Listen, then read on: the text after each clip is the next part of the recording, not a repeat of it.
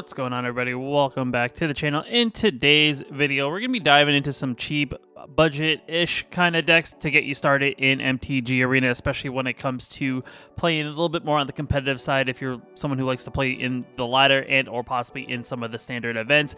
These are going to be some decks to definitely get you started with that, as they're not super expensive to craft. They do take some currency, but overall, this is definitely going to be a great start. Also, just as a note, these are kind of like decks I'm looking at right now towards building when I start my challenge next month here on the channel, when I take a free-to-play account and hopefully try to build a competitive deck within 30 days. So these are definitely decks I'm looking towards. With that being said, let's just dive into the decks and let's just start talking about them. So the first deck up here on the list is going to be a Mono Blue Delver deck. Mono Blue Delver is definitely a very interesting archetype to play around with. It's very tempo focused, so you're not trying to like spend all your mana. You're trying to maybe play something, keep mana open to then react to what your opponent's doing, or try to, like, sneak something out if your opponent then taps out to maybe cast one of your creatures that have flash. But overall, the deck is very tempo focused. It's definitely a good deck to possibly start out with if you're looking for that little bit of control mixed in with a little bit of aggro, as you're not really going to try to win in the early turns, but you're trying to kind of keep the game in a good stable place in the early game. With the breakdown of cards in this deck, there are 23 common cards, 19 of them being technically the snow-covered islands that you get for free, so you really don't have to worry about crafting 4 common cards. You also then would have to have 25 uncommon wild cards, and that's a lot of the meat of the deck for the most part, as it is a lot of like our Delver Secrets, Fate and Hopes, Slip Out the Backs, Jwari Disruption, Gaslight Snare, Thirst of Discovery, and also Essence Capture. So there are quite a few uncommons. It's definitely kind of costly there, though you do kind of frequently get them more often in packs and whatnot. On top of every 6 packs you open, you then also get an uncommon wild card. So definitely not the hardest to get, but is definitely probably the most expensive deck in the list that I'm going to be going over today when it comes to uncommons. There are also 9 rare cards that you need as well, or 9 rare wild cards you would need to craft the deck. 4 of them being for the Dream Shackle guys, the other 4 being for the Ascendant Spirit, and then 1 Ottawa or Sorin City. This is definitely not a necessity land. It's definitely a beneficial land, as it just is a fancier island that has a bounce effect, which is definitely good. But overall, you have a total of 9 rare lands, and then there are 3 mythics you got to craft with the Spectral Adversary. Kind of an interesting creature here, 2/1 flasher that when he comes in the battlefield, depending on how much open mana you have, you can tap additional 2 any number of times, and he comes in the battlefield with +1/+1 counters, and he can phase. He phases up to any other target artifacts, creatures, and/or enchantments phase out. So definitely an interesting card there. But overall, very interesting deck. Now, the one downside to the deck, this is also out of all the decks, this is the one that loses the most when it comes to cards in September that will lose out. Technically, it is 27, but 19 of them are the snow-covered lands, as those are from Kaldheim. The other 8 being Ascendant Spirit, and then also Jwari Disruption. So I don't know if it's a super major blow. I don't know if I do think there's still a lot of meat to the deck to still make this playable. There's definitely some other cards you could probably think of to add in here. I think Ledger Shredder is definitely a decent option. Maybe there's another card that cominaria out with Dominaria United that could fill the place of some of these other cards, but definitely still a deck that still has a lot of meat to it. And I don't think swapping out 19 islands for 19 snow-covered islands is definitely the biggest deal. But this is definitely a good deck to start out with, especially if you're looking for something that's a little bit on the control side. And this is something maybe I'll lean towards when it comes to maybe crafting a deck, as I do think aggro is kind of it's very redundant. Once you've seen a couple aggro decks, you've seen them all for the most part, but definitely a cool deck nonetheless. Now, the next deck up here on the list is Dimir Ninjas. This is another deck that I kind of missed out on really playing a lot of when Kamigawa first released. And the one thing that this deck does benefit is that a lot of the cards that are in the deck, minus the lands, are essentially from Kamigawa. So if you are someone who's looking to craft a deck, the one benefit is you can craft cards from Kamigawa, and then also your benefit is you can just focus on opening packs from Kamigawa to get a lot of the meat of the deck for the most part, as everything except for, I believe, the Fate and Hope and the Merfolk Windrobber are all from Kamigawa. Also the Blood Chief there, sorry, I forgot that one too. But the rest of the deck is mostly Kamigawa, as the Ninjutsu ability is a Kamigawa ability, and that's why majority of the deck is from that particular set. But when it comes to the breakdown of the deck, we do have 16 common cards in the deck, which is definitely good. And if you open packs of Kamigawa, you hopefully will get like a chunk of those 16 common wild cards. On top of it, you hopefully will have the rest of the common wild cards then to craft the rest of the cards you're missing. There are 20 uncommon wild cards. You're looking at cards like Fate and Hope, Windrobber, You got Bloodchief's Thirst. We have a couple of the other, ninjutsu abilities like the Silencer. We got the Prowler. And we also have the Silver for Master. And then we also have, 4 copies of this. So definitely a good chunk of uncommons in the deck to craft that you would need the wild cards for. And then on top of that, we also have 22 rares. This is one of the more expensive decks that I did add to this list. But the one thing with this is that a good chunk of them are in the mana base. So it's not one of those things, especially if you're looking at cards that are possibly going to be rotating out. You maybe not want to focus on prioritizing the lands, but focus on the deck. So there are 12 rare wild cards that you would need to craft the lands for the deck. But the other 10 are within the deck. So we have the Umizawa, we have Bite-In Palm Ninja, and that's not, and also the 1,000 Face Shadows. So I mean that's not a ton of cards, and I mean hopefully if you're opening packs of Kamigawa on top of it as you're trying to craft this deck, you maybe will open a couple copies of those as your rare cards for those packs. And then after that, we only have 2 mythic wild cards, as it is the Nashi Moonsage Scion, a 3-mana card for the deck. But for the most part, this is yet again another deck that sets itself up pretty well for rotation, as this is one of the decks in this list that actually has the fewest cards that will lose to rotation. It's a total of 10 of them, 4 of them coming from the Wind Robber and the Bloodchief's Thirst, and the other 6 of them coming from the mana base. So we have the the creature land, and we also have the pathways that we would lose. So definitely not the worst when it comes to cards that you're losing. And you could definitely take like the Hive of the Eye Tyrants. You could also take you can swap them out for just basic lands. The same thing with the pathways. Maybe just swap them out for one of the tapped dual lands. Maybe we get a fancy dual land when it comes to Dominaria or Unleashed. But definitely, or you just add more basics to the deck, which doesn't ever hurt. But definitely, not the worst when it comes to overall cards lost, as you still keep a lot of the meat of the deck for the most part intact.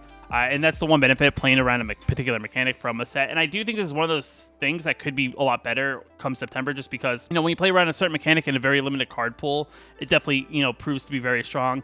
And this is, I feel like, one of those decks that I feel like you're not expecting when you play, like, in a competitive Magic, but it's definitely could catch your opponent off guard, especially if you're playing it.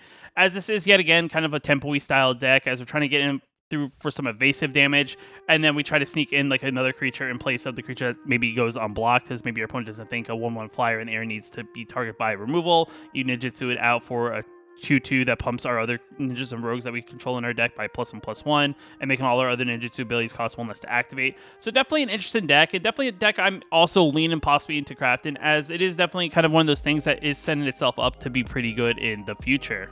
Now, the next deck up on the list is another deck that I've definitely dabbled in, maybe not in this exact version, but it is Rakdos Sacrifice. And Rakdos Sacrifice is definitely another good deck that I think is still going to be prominent once rotation does happen. And it does set itself up to be pretty craftable, even for a new player to the game.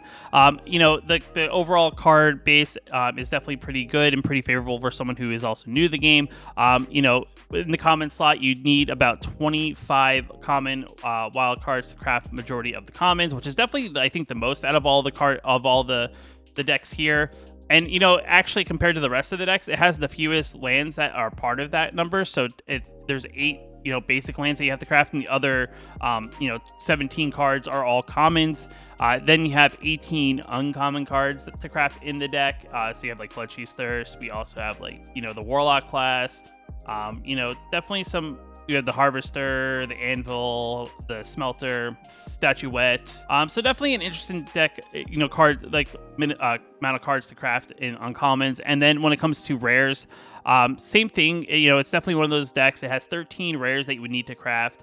A lot of them that do come in the land base, as you have, you have 8 the duels. You have 3 of the creature lands. You also have the Takenuma and this, so they're all, I believe, actually rare-wise are all in the lands.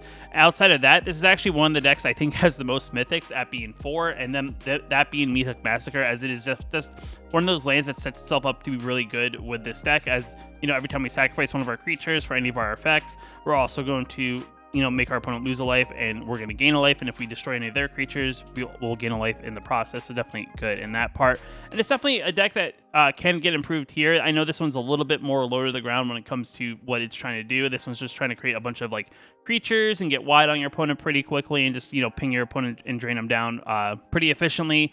I know there's like stuff there's other versions that have like Obnixilis and stuff like that, but I do think this is definitely a good version to start out with. And if you ever want to evolve it further and maybe go a little bit in a different route with what you're trying to do sacrifice wise, you can definitely go that way.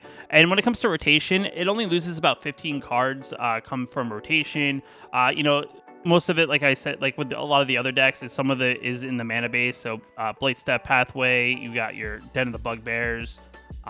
You got a couple of the cards here, like the Floodcheese Stirs, Village Raids, Warlock Class, a Deadly Dispute, to name a few. And I mean, that's not the biggest thing. I mean, it's definitely going to be one of those things, as Deadly Dispute has definitely been one of those cards in black that has definitely been performed very, very well for only being a common, just because it is a very strong effect for only 2 mana. And very surprisingly, that's only a common at the end of the day, but still very plausible to keep this deck around in the most part. I mean, 15 cards isn't the biggest. And I mean, the one thing you'll notice with the theme of a lot of the decks I will have is that either they're monocolored or dual colored, as it's a lot easier and doesn't impact as much if you lose if you don't have all the lands in place, whereas if you need 3 colors in a deck, it definitely does get more challenging. Definitely more you need more rares to actually craft lands to help fix that mana. But definitely, Rakdos Sacrifice is in a good spot, and I do think it's definitely a deck that can still perform very well post rotation.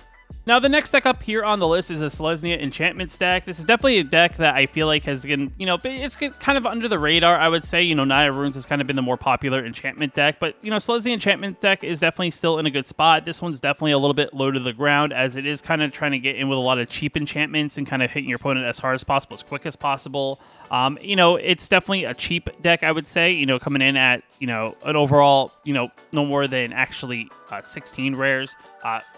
But with like a lot of the other decks, it's majority, there's 8 of them just in the mana base. So really, you only have to craft 8 decks that really make up the main deck.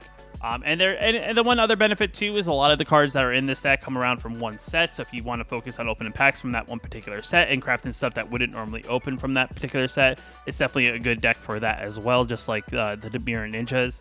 And that set would be Kamigawa yet again. But overall for this deck, it is definitely in a good spot. We do only need to craft 20 commons. 12 of the common cards are actually the basic land cards, so you really just need to come up with the other 8 cards. And it's definitely very feasible, especially if you also focus on opening packs of Kamigawa. For uncommons, it's 24 total uncommons, one of them being a Field of Ruin land, and the rest of it being within the main deck. And that's actually, the one trend you'll notice with a lot of these decks is that there's a big influx of uncommon cards with a lot of them, as uncommon cards are, they're good, but, sometimes they're just a little bit, not as good as maybe a rare, but they're still definitely good in an effective way, especially when you focus around a mechanic, and this one being an enchantment deck overall. And then when it comes to rares, like I was saying before, there are a total of 8 rares in the deck. You got your Weaver of Harmony that buffs all our enchantment creatures, this is additional trigger of an enchantment that would activate, which is definitely good. And then we also have Kami of Transcience, which is just a way to help us, pump itself, as well as get it back if one of our enchantments does leave the battlefield, if it is in our graveyard. But yet again, a very cheap deck, I would say, for the most part. Having only 8 rares in the deck, I mean, the hard part would probably be the uncommons, as that is, 23 uncommons is still a pretty steep amount of uncommons to come up with. But I guess if you're opening packs and also opening packs of Kamigawa in the process, hopefully you'll get some of the uncommons and then only have to craft a little bit fewer. Same thing with the Dimir Ninjas deck. It doesn't really lose out on much when it comes to rotation. 4 of them being in the land base with the pathways leaving, so it's definitely not one of those things that you don't need to focus on. If you're strapped on rares and you want to maybe not worry about the mana base and just focus on the main deck, you can definitely forget about the pathways. And then the other card that we're missing from the deck would be the Rune of Might, which is definitely a good card, being only 2 mana, and it gives another creature trample and allowing us to draw a card and +1/+1. But I don't think it's the biggest impact. I think there's still going to be a version of this deck going to be lasting around, because I mean, minus the Rune of Might, there's still a lot of strong pieces in the main deck that still will make this deck pretty effective. And maybe we'll get a new aura that will kind of take Rune of Might's place. But definitely still a cool deck to try out, and it's definitely, you know, a deck to set up for success, especially in a post-rotation. Now, the next two decks up here on this video are actually more like honorable mentions, and the first deck up being Izzet Mill. The reason why this is an honorable mention, as the deck isn't super expensive to craft. I would say a lot of the there's quite a few rares, I would say. You know, there are 12 rares you would need to craft for the deck to make it work. 8 of them being in the mana base with the pathway and the dual land. The other rares you would need would be the Galvanic Iteration, which is your copy spell, and then your 2 mill spells. The reason why it's an honorable mention is that you lose about 40 cards of the deck. I know about 10 of them are the snow-covered islands and the mountains, but 30 cards is still a big impact to the deck, and you actually lose your 2 big mill spells, one being Magic Cacophony. You also lose your Hideous Laughter. You'll also lose a copy spell and Dual Strike. You lose your draw spell. You lose your crab. And you're really just left with a copy spell, I believe, and also a bounce spell. So really the deck kind of completely gets obliterated come rotation. And it's not really anything to really build towards. And that's why it's kind of like an honorable mention, as it is a deck that if you were doing this maybe last year at the same time, it's definitely a deck that you would want to probably craft into, but it's definitely a deck that is definitely going to get hit really hard, and it's probably not worth it to really craft or waste your, your wild cards that you may be limited on to craft. But it's definitely a deck to kind of, look at, and if you do have extra cards, maybe try to build and play around with it before it rotates out. But still, yet again, it's a cool deck, and it's definitely a pretty effective deck, and, some people don't like mill, so some people will be happy when it rotates out. And the other deck being Mono Red Goblins. Mono Red Goblins is another interesting deck that is definitely a very inexpensive deck to craft. It has the most commons that you would need to actually build the deck. It has a total of 33, 23 of them being the basics, so there's 10 additional commons within the deck. There are a total of 21 uncommons, so kind of up there in uncommons, but all of them being within the deck itself. And then there's only 6 rares. 4 of them being the Hobgoblin, like your Bandit Lord, and then 2 of them being Goro. And this is definitely one of those decks, yet again, if I was doing it a year ago, this is definitely a deck that is definitely, a good deck, I think, on paper. The one downfall is you do lose about 39 cards. If you take out the Snowlands, you minus 23, you're sitting about, 13 cards, I believe.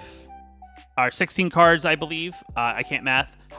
Which is definitely a lot of the deck. I mean, you lose a majority of your goblins to kind of show you real quick on what you would lose come rotation.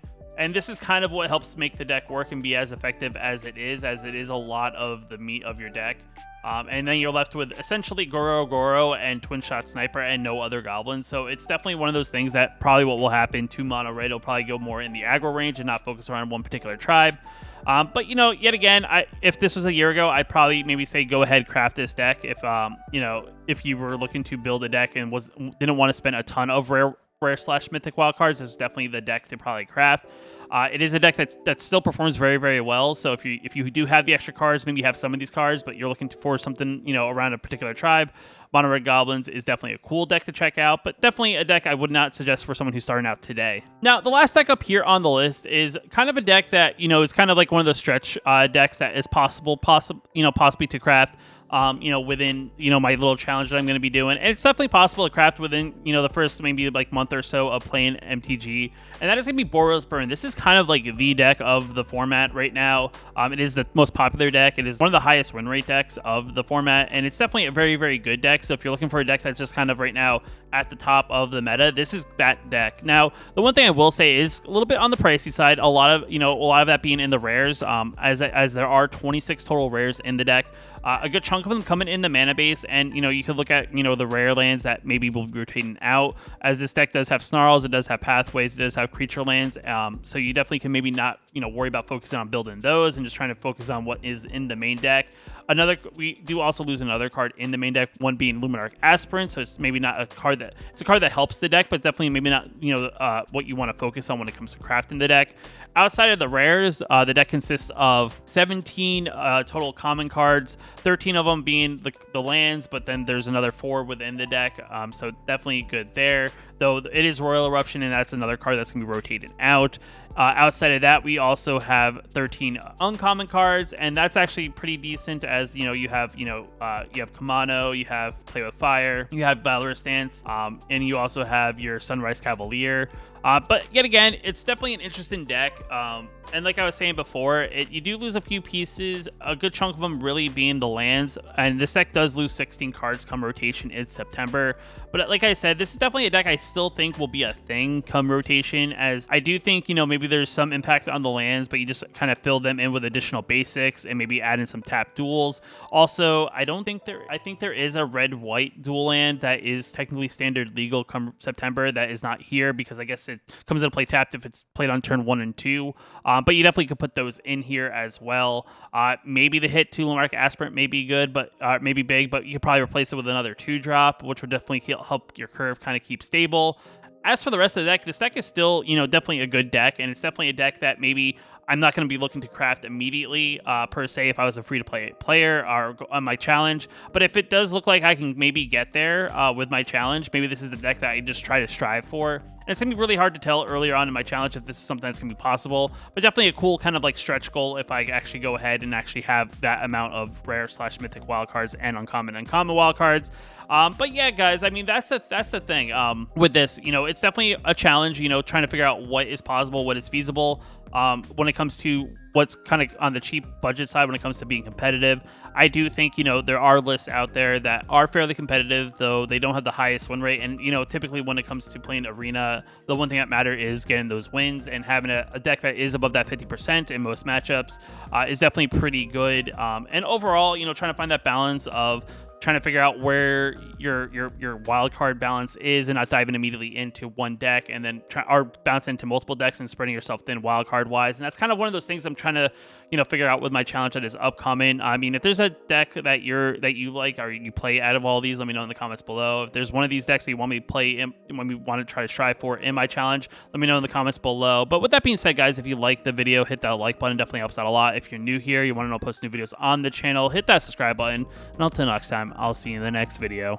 Just want to give a special shout out to the channel members here on my YouTube channel. You can also become a channel member yourself down below the video, hitting that join button. It definitely helps out a lot, and I just appreciate you guys for your support.